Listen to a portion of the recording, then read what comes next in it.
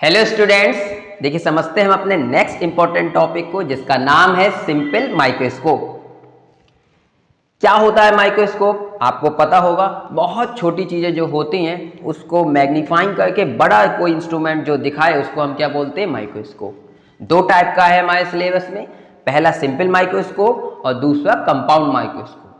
यहाँ पर माइक्रोस्कोप को सिंपल माइक्रोस्कोप इसलिए बोला गया है क्योंकि केवल और केवल एक लेंस हम यहाँ पर यूज करते हैं।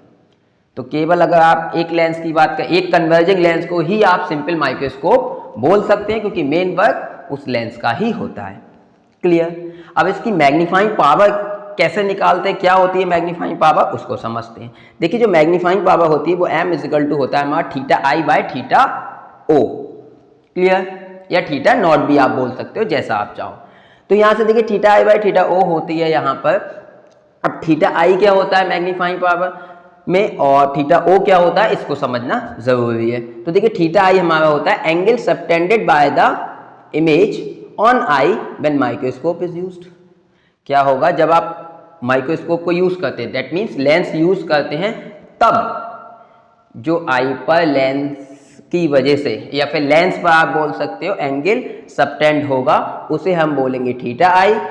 थीटा ओ क्या है हमारा, अभी समझेंगे हम आगे। जैसे यहाँ पे देखिए देखा है थीटा आई दिखाया गया है, जो ये इमेज है हमारी और इस इमेज ने इस लेंस पर जो एंगल सबटेंड किया उसे हम क्या बोलेंगे? थीटा आई। क्लियर? ऐसे थीटा ओ क्या है? थीटा ओ है जब आपने कोई माइक्रोस्कोप यूज नहीं किया है, तब angle subtended by the object on I. That means जैसे यहाँ पर दिखाया गया है, देखिए ये h हाइट का कोई ऑब्जेक्ट है, आपने कोई माइक्रोस्कोप यूज नहीं किया है और ये आई पर जो एंगल सबटेंड करता है उसको थीटा ओ बोलते हैं। साथ ही एक कंडीशन और है थीटा ओ में कि ये जो ऑब्जेक्ट है वो रखा हुआ होना चाहिए least distance of distinct vision, that means D. तो थीटा ओ क्या होता है आप समझिए, जो एंगल सबटेंड करता है कोई ऑब्जेक्ट वो होता है आई पर, बट जो ऑब्जेक्ट है वो रखा हुआ किस डिस्टेंस पे होना चाहिए? Least distance of distinct vision. इसी का दूसरा नाम हम least distance of clear vision भी बोल देते हैं, कैपिटल डी को, या इसी को नियर पॉइंट भी बोल देते हैं। ह्यूमन आई के लिए कितना होता है? 25 सेंटीमीटर। तो 25 सेंटीमीटर में अगर कोई ऑब्जेक्ट रखा है तब वो कितना एंगल सबटेंड कर रहा है आई पर, वो हमारा होता है थीटा ओ। क्लियर? तो इस थीटा ओ के रिस्पेक्ट में ही हम निकालते हैं कि इमेज ने कितना एंगल सबटेंड किया है और उनका जो रेशियो होता है थीटा आई थीटा ओ का, वही हमारी क्या होती है? Magnifying power. क्लियर? समझ आ गई बात आपको? थीटा ओ के रिस्पेक्ट में हम निकालते हैं कि थीटा आई ने कितना एंगल सबटेंड किया है और यही हमारी मैग्नीफाइंग पावर होती है। ठीक, दो केस में यूज किया जाता है हमारा सिंपल माइक्रोस्कोप। ये हमेशा कांस्टेंट रहेगा, आप याद रखिए थीटा ओ क्या है? कांस्टेंट है और थीटा आई चेंज हो सकता है। अब समझते हैं, देखिए कैसे दो केस में यूज होगा हमारा सिंपल माइक्रोस्कोप, इस बात को याद रखिएगा आप। पहला है when image is formed at D, जब जो फाइनल इमेज है आपकी वो कहाँ पर बने? Least distance of distinct vision पर, मतलब कैपिटल डी पर आप फाइनल इमेज को फॉर्म करें।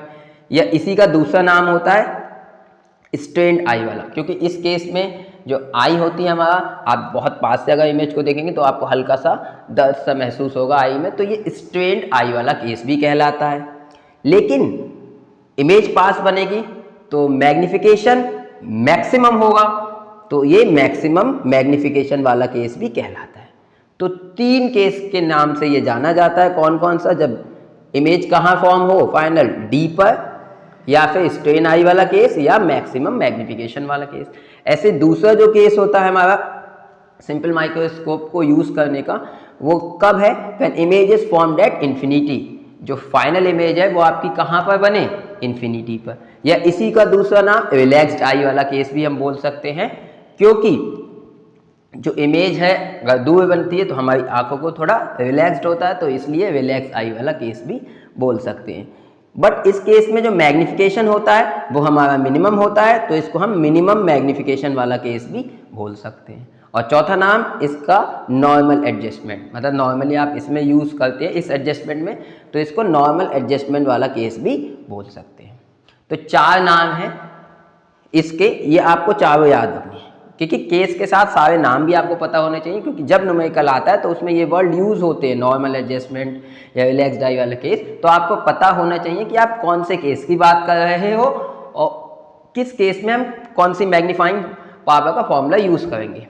क्लियर? तो फॉर्मूला तो अभी ड्राइव होके आपके सामने आएगा। समझते हैं। देखिए जनरल फॉर्मूला मैंने आपको बता दिया, जो मैग्नीफाइंग पावर निकालने का थीटा आई बाई थीटा ओ होता है। तो थीटा आई पहले फाइंड आउट कर लेते हैं हम, और थीटा ओ उसका रेशियो निकालेंगे, मैग्नीफाइंग पावर आ जाएगी।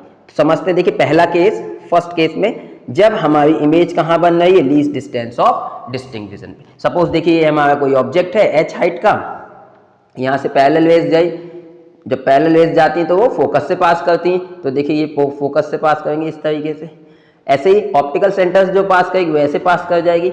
अब ये दोनों तो डाइवर्जिंग है, ये कभी मिलेंगे नहीं। इनको अगर हम पीछे बढ़ाएं कहीं तो ये हमको ऐसा फील होगा कि यहाँ पर कहीं पे ये मिल रही हैं। डैट मीन्स हमको ये वर्चुअल इमेज मिलेगी किसकी, ऑब्जेक्ट की। कंडीशन ये है, ये तभी मिलेगी जब आपको जो हमारा ये लेंस है इसकी फोकल पॉइंट जो हो, सपोज मान लिया अगर मैं कह दूं इसका फोकल पॉइंट ये है, और उससे पहले अगर आप ऑब्जेक्ट रखते, तब ऐसा केस आपने पढ़ा होगा कॉन्वेक्स लेंस में कि जब आप फोकल से पहले कोई ऑब्जेक्ट रखते तो हमें उसकी वर्चुअल और इरेक्ट इमेज मिलती है। क्लियर? तो यहाँ कहीं हमारा ऑब्जेक्ट रखा है, इसकी वजह से ये हमारी इमेज फॉर्म हुई। इसको हम सपोज एच डैश कंसीडर कर लेते हैं। क्लियर? तो यहाँ से देखिए थीटा ओ की बात करें वो तो हमारा फिक्स है, हमने बताया क्या, एच बाय डी होगा। वो कैसे होगा, देखिए एच बाय डी, यहाँ समझिए ये ऑब्जेक्ट है, हमने मान लिया ये एच हाइट का ऑब्जेक्ट है, और ये जो ऑब्जेक्ट रखा हुआ आई से वो डी डिस्टेंस पर रखा हुआ है। क्लियर? इसको हम विजुअल एंगल भी बोल देते हैं। ठीक है, visual angle formed by object. तो यहाँ से अगर हम टेन थीटा ओ निकालें तो यहाँ से देखिए perpendicular upon H by D. अब एंगल बहुत छोटे होते हैं, ऑप्टिक्स में पैराक्सियल केस कंसीडर हम करते हैं, तो टेन थीटा बिकम्स थीटा, मतलब टेन थीटा थीटा के इक्वल हो जाता है। तो यहाँ पे टेन थीटा नॉट क्या हो जाएगा, थीटा नॉट, और क्या आ जाएगा, एच बाई डी। इसको आपको फिक्स रखना है, मैंने बताया इसी के रिस्पेक्ट में आपको निकालनी है मैग्नीफाइंग पावर दोनों केसेस में। क्लियर? तो ये तो हमारा फिक्स रहेगा एच बाई डी। अब हम थीटा आई और फाइंड आउट करते हैं, तो यहाँ से देखिए थीटा आई कैसे निकलेगा, ये तो हमारा फिक्स है एच बाई डी, मैंने आपको बता ही दिया। अब यहाँ से थीटा आई देखें, थीटा आई को हम लिख सकते हैं, देखिए टेन थीटा आई यहाँ से परपेंडिकुलर अपॉन बेस, तो परपेंडिकुलर हमने मान लिया। यहाँ से देखिए हम ये भी लिख सकते हैं एच डैश बाई डी, क्या लिख सकते हैं, H dash by D, but ये इसको ऐसे भी तो लिखते हैं थीटा आई को एच बाई यू। एंगल तो सेम ही बनना है, चाहे ऑब्जेक्ट से देखें आप चाहे इमेज के केस में देखें। तो यहाँ से अगर हम टेन थीटा आई निकालें तो यहाँ से देखिए टेन थीटा आई क्या आएगा, H by you. Clear? Again angle बहुत छोटा होगा तो टेन थीटा बिकम्स थीटा, तो यहाँ पे थीटा आई लिख सकते हैं H by you.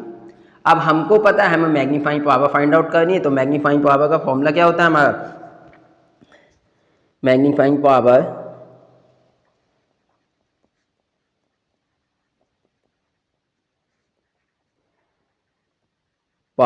General formula क्या है हमारा, m equal to theta I by theta O. यहाँ से अगर हम m equal to theta I find out करें तो देखिए थीटा आई हम निकाल चुके हैं, यहाँ पर हमने कितना है h बाई यू, तो यहाँ पुट कर दीजिए h बाई यू। यहाँ से थीटा ओ हमको फिक्स है h बाई डी होता है, तो यहाँ से h by D, h will cancel out, तो यहाँ से देखिए कितना बचेगा, m इक्वल टू डी ऊपर चला जाएगा डी बाय यू। क्लियर? अब हमें u वन बाय यू की वैल्यू और फाइंड आउट करनी है। देखिए कौन सा लेंस है, ये कॉन्वेक्स लेंस है, तो हम थिन लेंस फॉर्मूला यूज कर सकते हैं। सिंस हमको पता है one upon F equal to होता है वन बाय वी माइनस का वन बाय यू। अब अगर आप यहाँ पर देखें u देखिए हमारा कैसा होगा, नेगेटिव। इमेज हमारी कहाँ फॉर्म हो रही है, देखिए डी डिस्टेंस पे, हम ये केस मान के चल रहे हैं, किस डिस्टेंस पे फॉर्म हो रही है, कैपिटल डी पे, मतलब least distance of distinct region पर। तो कैपिटल डी है, वी हमारा क्या हो गया कैपिटल डी, और यू हमारा क्या होगा माइनस के यू, और डी भी कैसा होगा माइनस का, क्योंकि देखिए इंसिडेंट वे की डायरेक्शन ये है, आप उसके पीछे डायरेक्शन में चलेंगे इसको मेजर करने के लिए। तो d और u दोनों कैसे होंगे नेगेटिव। बट फोकल लेंथ की बात करें तो कॉन्वेक्स लेंस के लिए हम पॉजिटिव यूज करते हैं, तो f होगा हमारा पॉजिटिव। तो यहाँ से हम देखिए लिख सकते हैं, सिंस हमको पता है जो f होगा वो हमारा पॉजिटिव होगा। b की बात करें तो हमारे माइनस डी पर बन रही है इमेज, और u की बात करें तो हम माइनस यू पुट करेंगे। तो यहाँ से अगर हम वैल्यू पुट करते हैं इस वाले फॉर्मूले में, तो देखिए कितना 1/f इक्वल टू 1/माइनस का d। अब यहाँ देखिए माइनस का यूज करेंगे तो अब माइनस माइनस प्लस, प्लस का 1/u। यहाँ से अगर हम 1/u की वैल्यू फाइंड आउट करना चाहें तो कितना आएगा, देखिए यहाँ से 1/u की वैल्यू, ये वाला टर्म इधर जाएगा तो प्लस का हो जाएगा, तो यहाँ से ले सकते हैं देखिए 1/f और प्लस का 1/d। क्लियर। इसको इक्वेशन नंबर 1 डाल देते हैं। देखिए फ्रॉम इक्वेशन फर्स्ट अगर मैं इसमें इक्वेशन नंबर बाय u की वैल्यू यूज कर लूँ 1/f प्लस 1/d, तो देखिए क्या आएगा हमारा relation, m equal to d as it is, और यहाँ पे हम क्या यूज कर ले रहे हैं 1/u की जगह 1/f प्लस 1/d। कौन सी इक्वेशन से, फ्रॉम इक्वेशन फर्स्ट।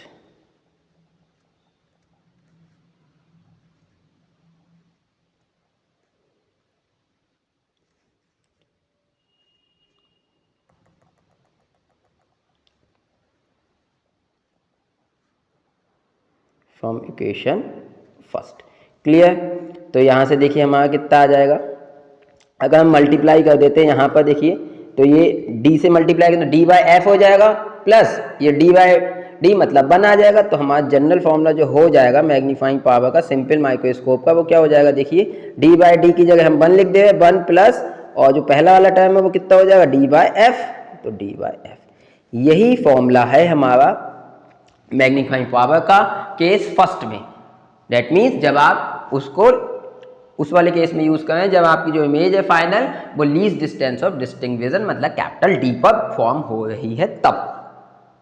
क्लियर। तो याद रखिए ये फॉर्मूला ये कंपाउंड माइक्रोस्कोप में भी यूज होगा, तो इंपॉर्टेंट है 1 प्लस d/f। तो आपको क्या चीज चाहिए, केवल फोकल लेंथ चाहिए।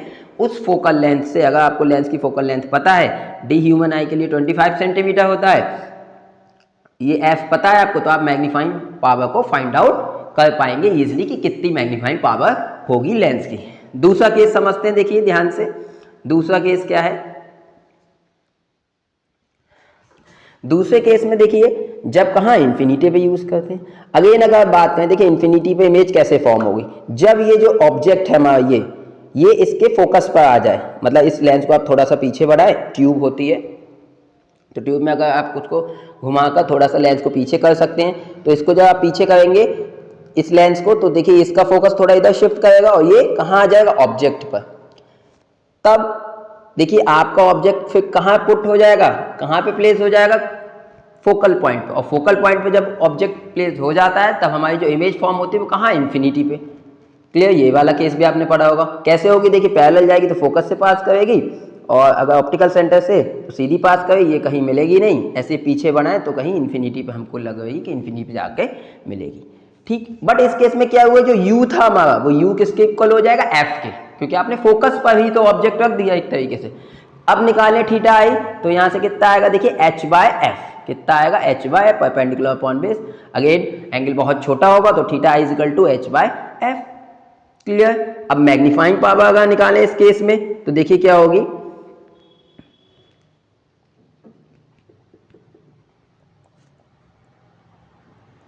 मैग्नीफाइंग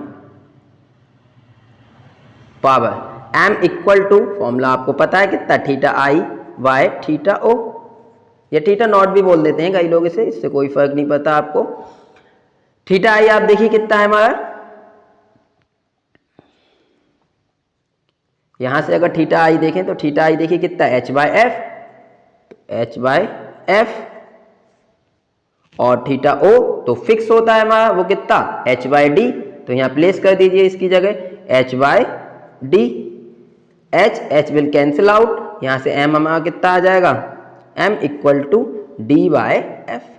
तो ये जो फॉर्मूला होता है वो केस में, केस सेकंड में हमारा फॉर्मूला होता है सिंपल माइक्रोस्कोप का। तो याद रखिएगा, देखिए इसमें मैंने बताया फर्स्ट केस में जो मैग्निफिकेशन होता है वो मैक्सिमम होता है। देखिए इसमें 1 प्लस d/f है और इन्फिनिटी वाले केस में कितना है, डी बाई एफ। क्लियर? तो दोनों केस में आपको फॉर्मूला याद रखना है। डी बाई एफ कब होता है, जब इमेज कहाँ फॉर्म होती है, इन्फिनिटी पर, और 1 प्लस डी बाई एफ कब होता है, जब इमेज कहाँ फॉर्म होती है, डी पर, कैपिटल डी पे। और क्या क्या नाम है इनके वो भी याद रखिए। इसको स्ट्रेन आई वाला केस या मैक्सिमम मैग्निफिकेशन वाला केस, क्योंकि जो मैग्निफिकेशन है वो मैक्सिमम है जैसे कि दिखाया है, और इसको रिलैक्स्ड आई या मिनिमम मैग्निफिकेशन या नॉर्मल एडजस्टमेंट भी बोल देते हैं, क्योंकि न्यूमेरिकल में आपसे अगर नॉर्मल एडजस्टमेंट बोलता है तो आपको ये वाला फॉर्मूला यूज करना है। Clear? So thank you so much for watching the video.